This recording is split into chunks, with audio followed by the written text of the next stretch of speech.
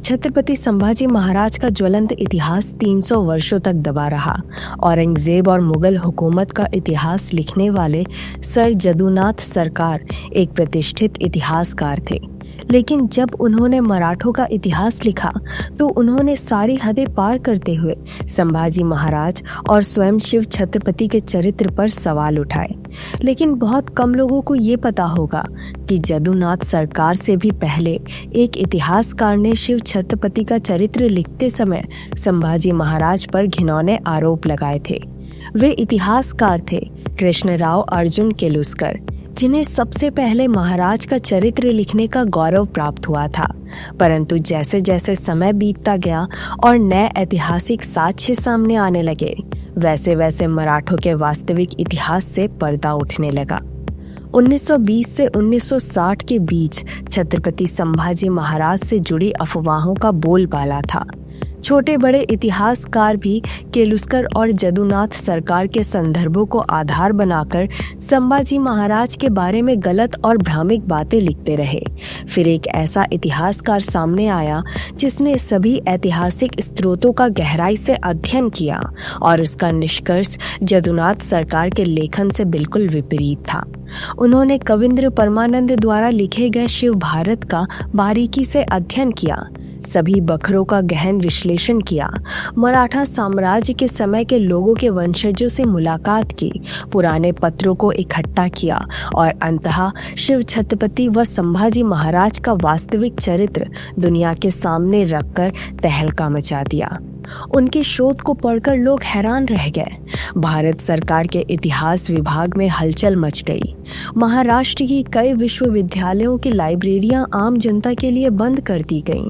आक्रोश इतना बढ़ा कि बड़ी संख्या में लोगों ने केलुस्कर और जदुनाथ सरकार के खिलाफ प्रदर्शन करना शुरू कर दिया। मराठा साम्राज्य का सबसे पहले व्यवस्थित अध्ययन करने का श्रेय जेम्स ग्रांट डफ को जाता है, जिन्होंने 1826 में मराठों का इतिहास अंग्रेजी में लिखा था, लेकिन उनके कार्यों को भी कटघरे में खड़ा किया गया। लोगों ने उनकी किताबों की होली जलाना शुरू कर दी। इस आक्रोश में गोविंद सखाराम सरदेसाई और विश्वनाथ काशीनाथ राजवाड़े भी निशाने पर आ गए, जबकि यही वे इतिहासकार थे जिन्होंने मराठा इतिहास को जनमानस तक पहुंचाने का कार्य किया था। लेकिन उनकी ये उपलब्धि एक गंभीर ऐतिहासिक भूल के कारण दब गई। लोगों ने आरोप लगाया कि चूंकि छत्रपति संभाजी महाराज ने एक ब्राह्मण को दंडित किया था, इसलिए ब्राह्मण इतिहासकारों ने जानबूझकर उनके चरित्र को धूमिल किया।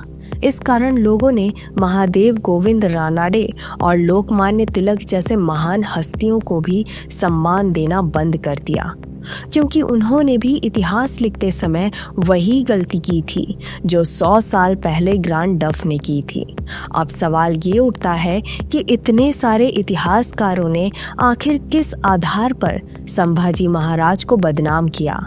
इस सवाल का जवाब है सभासद बखर। 1960 तक इस ऐतिहासिक ग्रंथ को सबसे विश्वसनीय संदर्भ माना जाता था। मराठा साम्राज्य में 8 मंत्रियों की एक परिषद होती थी, जिसे अष्टप्रधान कहा जाता था। इन 8 मंत्रियों को सभासद कहा जाता था, जिसके बारे में हम अलग से एक वीडियो बनाएंगे। फिलहाल इतना समझ लीजिए कि इन 8 पदों में से एक महत्वपूर्ण पद सचिव यानी सेक्रेटरी का भी था। इस पद पर आसीन थे अन्नाजी दत्तो, जो कभी शिव छत्रपति के सबसे विश्वसनीय योद्धाओं में गिने जाते थे।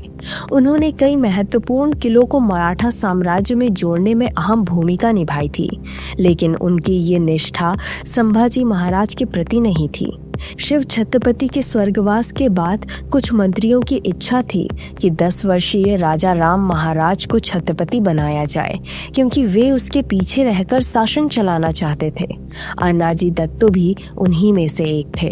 उन्होंने संभाजी महाराज को मारने के लिए औरंगजेब के बेटे अकबर से मदद मांगते हुए एक पत्र लिखा, लेकिन अन्नाजी दत्तो ये नहीं जानते थे कि अकबर केवल और केवल संभाजी महाराज के विश्वास पर दिल्ली छोड़कर दक्षिण में आया था।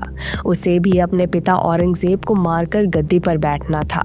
अगर वो अन्नाजी दत्तो की योजना में शामिल होकर संभाजी महाराज के विरोध में जाता तो जाहिर सी बात थी कि उसे कभी मुगल गद्दी नहीं मिलती। वो ये भी जानता था कि पूरे भारत में औरंगजेब को हराने की ताकत अगर किसी में है तो वो केवल संभाजी महाराज में है। इसलिए अकबर ने वो पत्र उठाकर सीधे संभाजी महाराज के हाथ में रख दिया। अब संभाजी महाराज ने उसमें लिखे शब्द पढ़े तो उनका क्रोध चरम पर पहुंच गया। उन्होंने तुरंत अकबर को सुरक्षा देने का वचन दिया और अपने राजभवन लौटकर उन सभी गद्दार मंत्रियों को मौत की सजा सुना दी। अन्नाजी दत्तो को उन्होंने हाथी के पैरों तले कुचलवाकर मरवा दिया। लेकिन अन्नाजी दत्तो की मौत के बावजूद भी संभाजी महाराज की परेशानियां खत्म नहीं हुई। गणोजी शिर्के और कान्होजी शिर्के ये दो भाई कोंकण प्रांत के दाभोले नामक क्षेत्र की जागीर चाहते थे। लेकिन मराठा साम्राज्य के पहले छत्रपति बनने के बाद शिव छत्रपति ने जागीरदारी प्रथा को समाप्त कर कलेक्टर प्रणाली लागू की थी। ऐसे में दूसरे छत्रपति के रूप में संभाजी महाराज इस कानून को तोड़ नहीं सकते थे। बस इस बात को लेकर गणोजी और कान्होजी के मन में महाराज के प्रति द्वेष पैदा होने लगा। महज एक छोटे भूखंड के लिए इन दोनों भाइयों ने, जो स्वयं संभाजी महाराज की पत्नी येसुबाई के सगे भाई और साहू महाराज के मामा थे, औरंगजेब से गुप्त समझौता कर लिया। उन्होंने संभाजी महाराज के कुछ गुप्त ठिकानों की जानकारी मुगलों को दे दी, जिनमें संगमेश्वर भी शामिल था।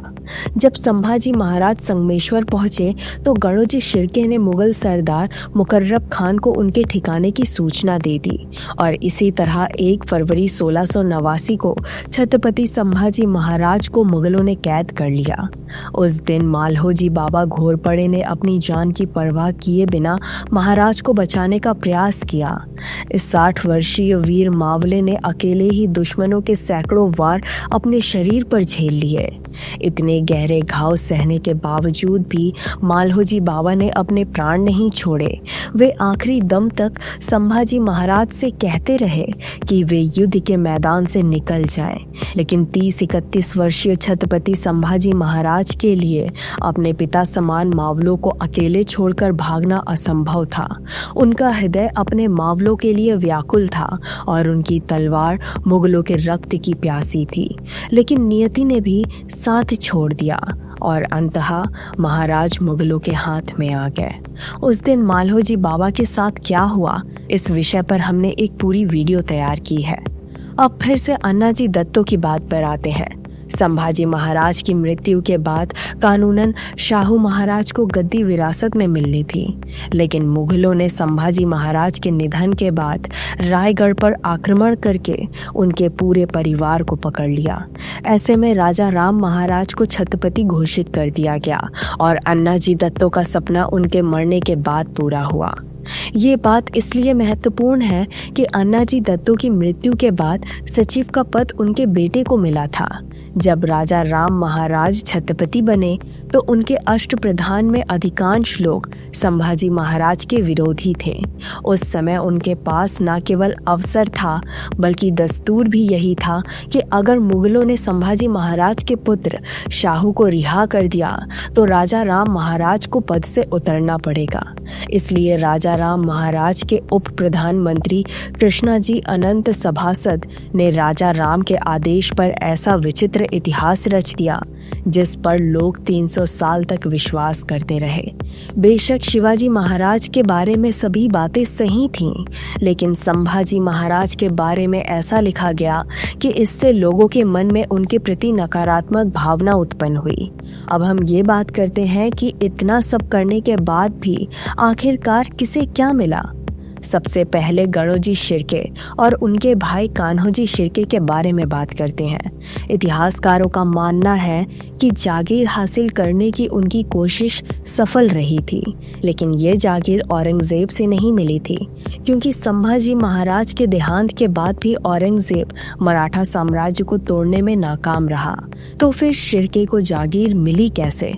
इसका उत्तर ये है कि राजा राम महाराज के लिए मराठा साम्राज्य की राजधानी जिंजी थी और उन्हें रायगढ़ पर कभी शासन करने का मौका नहीं मिला।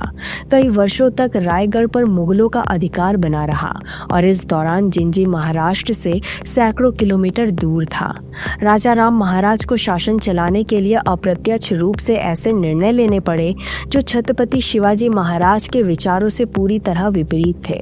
उनमें से एक था जागीरदार प्रणाली को फिर से शुरू करना। राजा राम महाराज को अखंड मराठा साम्राज्य पर शासन करना था और वो भी जिंजी के किले से। इसलिए उन्होंने साम्राज्य को जागीरों में विभाजित किया और जागीरदारों को स्वतंत्र रहकर शासन करने का अधिकार दिया। इस प्रकार गणु जी को उनकी जागीर मिल गई। दूसरे इतिहासकारों का ये भी मानना है कि जब राजा राम महाराज रायगढ़ से निकल रहे थे तो उन्हें गणु जी की मदद की आवश्यकता पड़ी। इस मदद के बदले गणु जी ने जागीर की मांग की थी। अब हम देखते हैं कि राजा राम महाराज को छत्रपति बनने का ख्वाब देखने वाले लोगों को क्या मिला। असल में उनका सपना कभी पूरा हुआ ही नहीं था। इतिहासकारों के अनुसार राजा राम महाराज ने खुद को छत्रपति माना ही नहीं था। वे तो केवल कार्यकारी छत्रपति थे।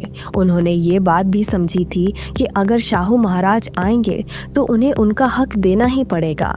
कहीं ना कहीं औरंगजेब भी यही चाहता था।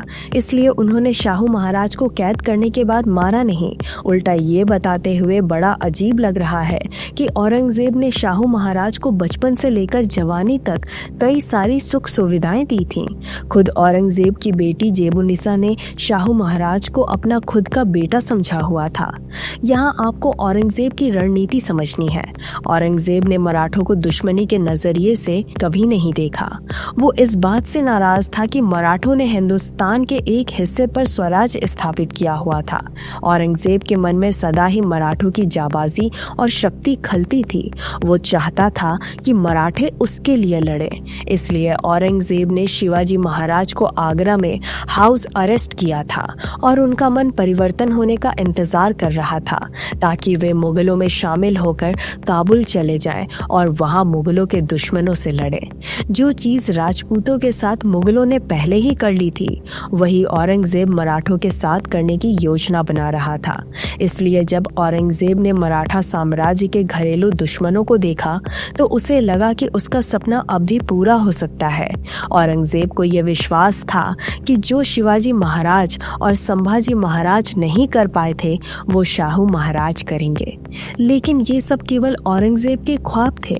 मुगल सल्तनत से बाहर भेजने के बाद शाहू महाराज ने कभी ऐसा कुछ नहीं किया जो मुगल पक्ष में होता। हाँ, उन्होंने एक काम जरूर किया था। जब मराठा साम्राज्य उत्तर में फैल रहा था तब शाहू महाराज ने बार बार पेशवा बाजीराव को पत्र लिखकर निर्देश दिए कि चाहे जो भी हो दिल्ली के लाल किले में मुगल साम्राज्य की ज्योति मिटनी नहीं चाहिए।